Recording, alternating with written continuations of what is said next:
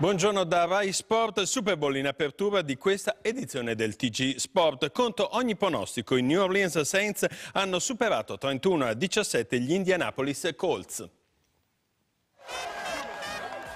Sean Payton la mente, Drew Brees il braccio. Sono loro i nuovi padroni di New Orleans, il capo allenatore e il quarterback del trionfo del Super Bowl.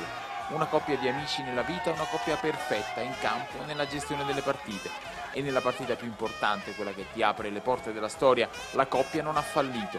Sean Payton, Drew Brees, l'uno in panchina, l'altro in campo, hanno condotto i Saints al primo Super Bowl della loro storia, al primo tentativo, 43 anni dopo la fondazione, 4 anni e mezzo dopo l'uragano Katrina, che aveva rischiato di cancellare New Orleans e di far scomparire i Saints. Il proprietario Tom Benson voleva trasferire la franchigia in Texas pur di non perdere il posto in NFL. Fu Drew Brees per primo a chiedere che la squadra restasse in Louisiana, una decisione che ha pagato nella notte di Miami, la notte del trionfo.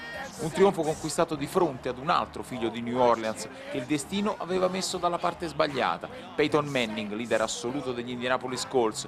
Non vorrei mai dover battere i Saints per vincere il Super Bowl, aveva detto Manning nei giorni scorsi. Non c'è stato bisogno, perché la festa si è colorata di nero e oro, i colori di New Orleans, e il grido dei tifosi, who dat, cioè chi sarà capace di batterci nello slang avvolgente del sud, ha trovato la risposta nella notte di Miami. Nessuno è la risposta giusta, nessuno è stato in grado di fermare i Saints. E come era prevedibile, al termine della partita New Orleans sono esplosi i festeggiamenti. Cuore della festa, la Bourbon Street, strada principale del quartiere francese. Per i Saints si tratta del primo titolo in 43 anni di storia del club. Considerato anche il periodo, c'è da giurarci che i caroselli si prolungheranno fino al martedì grasso, una sorta quindi di anticipo sul prossimo carnevale.